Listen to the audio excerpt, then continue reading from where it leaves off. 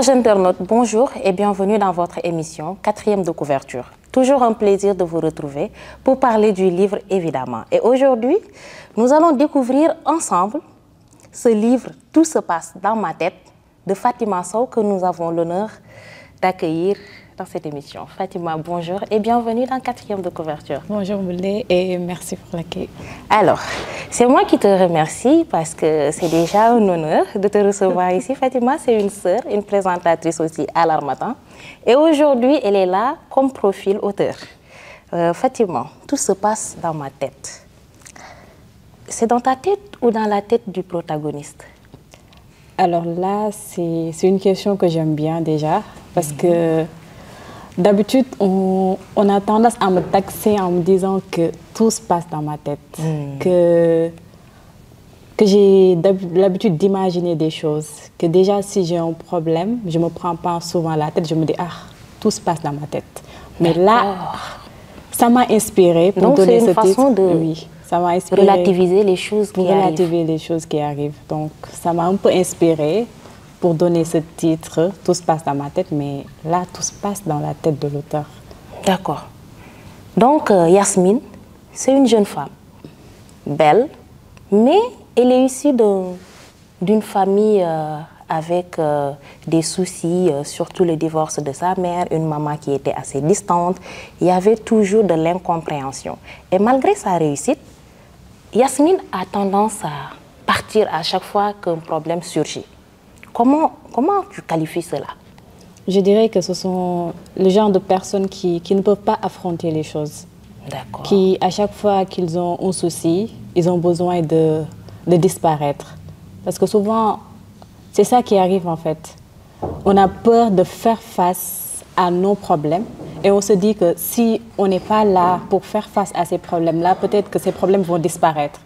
Et là, on préfère aller quelque part ailleurs et les oublier et ne pas rester pour les affronter. Est-ce que tu penses que c'est toujours une solution de fuir au lieu d'affronter ces problèmes? Parce que fuir ne veut pas dire qu'ils vont disparaître forcément.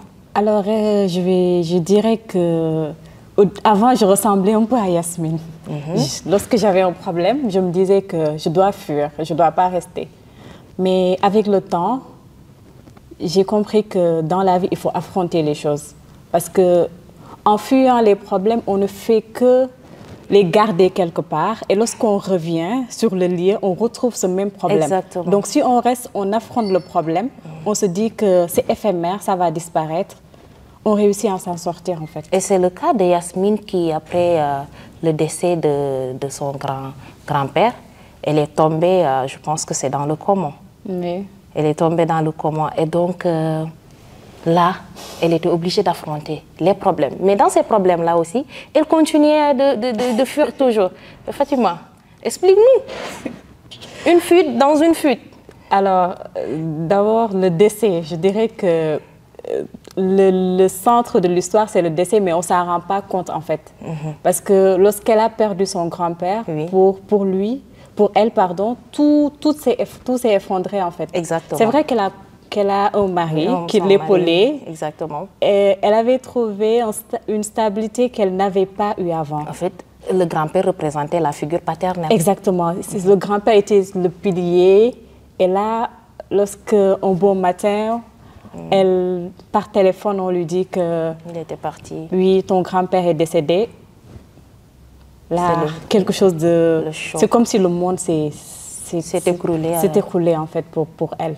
D'accord. Et là, elle se dit que je dois affronter cela, mais en fait, comment je vais affronter cela? Et là, elle s'est imaginé d'autres vies dans sa tête. Exactement. Parce que pour elle, quand elle va perdre son grand-père, elle va perdre d'autres personnes aussi dans sa vie. C'est là qu'elle s'est dit que je vais perdre aussi mon notamment son mari et tout. D'accord. Maintenant, dans ce coma-là, ce sommeil-là, tu as réveillé aussi des thèmes assez importants, comme le viol. Et j'ai été agréablement surprise par rapport au comportement de sa mère, parce que moi, je ne comprenais pas quand elle disait que sa mère était distante, ne l'aimait pas, que même elle a pu trouver une figure maternelle, même à côté de la coépouse de sa mère qui n'avait rien à voir avec elle. Et donc, je n'ai pas compris et j'étais agréablement surprise de voir qu'à la fin, tout tournait autour du viol. Maintenant, Fatima, le viol, c'est un thème que tu as élaboré, mais surtout par rapport à ce que l'on en fait, parce que c'est un crime odieux. Et à chaque fois, il y a au fait, cette société-là, la famille, qu'on essaie de voilà, mettre tout en fuite et que la victime, elle restera la seule perdante. Donc, comme on le dit au Sénégal, le fameux sutura. Comment toi, tu vois les choses par rapport à ça? Par rapport à ce viol-là, moi, je me dis qu'aujourd'hui, une femme qui est violée, elle ressent une douleur inexplicable, une douleur vraiment assez profonde, une douleur qu'on n'arrive pas à expliquer. Aujourd'hui, par rapport à ce que Yasmine, à sa sœur qui a été violée, oui. Yasmine s'est dit qu'elle, dans sa tête, elle n'aime pas la violence. Donc, quand elle voit Rama subir cela, elle s'est sentie vraiment mal pour elle. Elle s'est sentie mal pour sa sœur. Déjà, elle n'était pas proche de sa demi-sœur. Donc, quand elle s'est dit qu'elle allait se venger pour sa sœur. Parce qu'aujourd'hui, le viol... on a tendance à dire que cette femme a été violée. Peut-être on dit cette phrase comme ça facilement, mais oui. Pour cette femme qui a été violée, comment elle arrive à dormir la nuit? Comment elle arrive à s'en sortir? Comment elle arrive à accepter cette douleur? Et surtout le regard, hein, parce que la maman, elle l'a notifié. Tu es violée, tu es la victime, mais au fait, tu es regardée comme la coupable en fin de compte. C'est ça. Comme la fille facile. En fait, quel que soit le comportement ou bien l'habillement de la femme, cela ne justifie pas qu'on soit violé. Imagine déjà le père qui lui dit, le père de Rama qui dit que c'est entre familles, ça doit rester entre familles, ça ne doit pas être dénoncé. C'est comme si le viol c'est quelque chose qui vient et qui passe et c'est fini. Donc on doit négliger ces choses-là. Et Yasmine, elle se dit que non, on ne doit pas négliger cela. Parce que Rama, elle a eu mal et ça mérite en fait qu'on fasse justice pour elle. Exactement, exactement. J'ai aussi aimé le caractère de cette femme forte-là. Yasmine représente cette figure-là de la femme qui n'attend rien de l'homme au XXIe siècle. Avec cette tendance-là, en fait, je pense que c'est la société même qui a voulu que la femme soit celle qui attend que l'homme soit aisé. En fait, même dans ta famille, on te dit que tu fasses, que tu es un mari riche et tout. Et donc, toi, tu as montré que Yasmine, c'est une femme qui a réussi, qui s'est certes mariée avec un homme riche, mais elle l'a montré, elle a crié haut et fort qu'elle pouvait se débrouiller toute seule, qu'elle n'enviait personne. Quel message, toi, tu voudrais lancer à ces jeunes femmes-là, à la société, à la gente féminine de manière générale? Je dirais que pour une femme, tout est possible dès l'instant où on croit en nous, en fait. Parce que c'est vrai que l'homme et la femme se complètent. Exactement. On doit s'unir pour se compléter. Mais aujourd'hui, si un homme te dit que je peux t'offrir ça, dis-toi que toi-même, tu peux te l'offrir, en fait. Franchement. Tu peux te battre pour avoir cela. Mais ce n'est pas cela qui va t'empêcher d'aimer un homme, d'être avec lui, de fonder une famille avec lui. Et d'être sincère. Oui, et d'être aussi indépendante. Et d'être indépendante dans une relation aussi. Surtout. Ce n'est pas cela qui va t'empêcher d'aller de réaliser tes rêves, de suivre tes passions, tout en étant avec la personne que tu aimes. Mais il y a un blocage par rapport au fait que l'homme sénégalais a un peu peur de cette femme-là émancipée, de cette femme qui peut vraiment voler de ses propres ailes. Tu ne penses pas que ce sont ces femmes-là qui l'ont montré ou bien c'est aussi une autre peinture de la société? En fait, quand on va dans l'histoire, j'ai fait le portrait de deux hommes. D'abord, on a Ryan et Mohamed. Et Mohamed, oui. Et il y a Ryan qui accepte qui est Yasmine, qui accepte que c'est une femme telle qu'elle est. Qui accepte que c'est une femme battante, qui réussit sa vie et qui est là. Et que aussi, parfois, il a besoin de sa femme. Parfois, il peut avoir besoin de sa femme. Et de l'autre côté, il y a Mohamed. Mohamed qui n'accepte pas que... Mohamed, c'est le type sénégalais. Hein? Oui, c'est le type sénégalais qui n'accepte pas que Yasmine peut être une grande femme d'affaires, qui peut aller faire des choses. Parce que dès l'instant où il se dit que mon père t'a confié l'entreprise, moi, je ne peux pas l'accepter. Parce que toi, tu es ma femme. Peut-être que ce n'est pas toi qui dois gérer les rênes de l'entreprise. C'est moi qui dois le faire. Ça a montré son vrai visage. Ça a montré son vrai visage. Ça limite en tant qu'homme. C'est exactement cela. Donc... il y a parfois cet égoïsme masculin que j'ai tendance à dire, l'homme qui dit qu'il n'y a que moi qui peux le faire, alors que parfois, la femme aussi est capable de faire des choses. Elle-même, elle a fait une comparaison quand elle a dit que si c'était son premier mari, lui, il tolérait et il acceptait. Et même quand elle était fatiguée, il pouvait même se proposer de préparer le repas. Ouais. Alors que Mohamed, il n'a pas été à la hauteur quand Rama a été violée et qu'elle était fatiguée avec ses soucis familiaux et tout. Mais... Voilà, et ça, c'est un souci, c'est en fait un problème qui se pose toujours pour les femmes qui travaillent. Dans le foyer, déjà, on croit que la femme, c'est elle qui doit tout faire. Alors que je me dis que même dans la religion, le prophète sallallahu alayhi wa sallam aidait ces femmes dans les travaux ménagers. Et pourtant, aujourd'hui, on a tendance à dire que la femme, c'est elle qui doit cuisiner, c'est elle qui doit préparer. Mais c'est purement culturel. C'est elle qui doit faire des choses. C'est exactement ça. Alors que parfois, l'homme peut prendre l'initiative de dire que désolé, aujourd'hui tu es fatigué, je vais t'aider dans les travaux ménagers. Mais il faut faire un retour. Hein. Il faut faire un retour, un flashback vers l'éducation. Ouais. Les petits garçons dans les maisons, c'est comme de petits princes. Ils ne font rien. Et donc, moi, je me dis que, en fait, le changement devrait venir des femmes. Oui. Est-ce que tu es d'accord? Oui, le changement devrait venir des femmes parce qu'aujourd'hui, si par exemple, vous avez à la maison un petit garçon et une petite fille, parfois, pourquoi tout le temps dire à la petite fille, va faire la vaisselle, va balayer, va faire ceci. Pas dire au petit garçon, va faire le linge pour ta mère ou bien va faire la vaisselle. Ça pourrait commencer par là, en fait. On pourrait apprendre à ces enfants-là que ça, c'est pas seulement à la femme de le faire dès le bas âge, en fait. Ouais, c'est vrai. Là, je suis tout à fait d'accord avec toi. Et donc, en écrivant, tout se passe dans ma tête. Quel était l'objectif visé réellement? L'objectif d'abord... Qu'est-ce que toi, tu voulais montrer? En fait, ce que je voulais réellement montrer, c'était par rapport au deuil, en fait. Lorsqu'on perd réellement un être cher. D'accord. Parce que au début de l'histoire, tout tournait certes autour de Yasmine jusqu'à qu'elle perd son grand-père. Oui. Et lorsqu'elle a perdu son grand-père, elle s'est imaginée encore qu'elle a perdu son mari.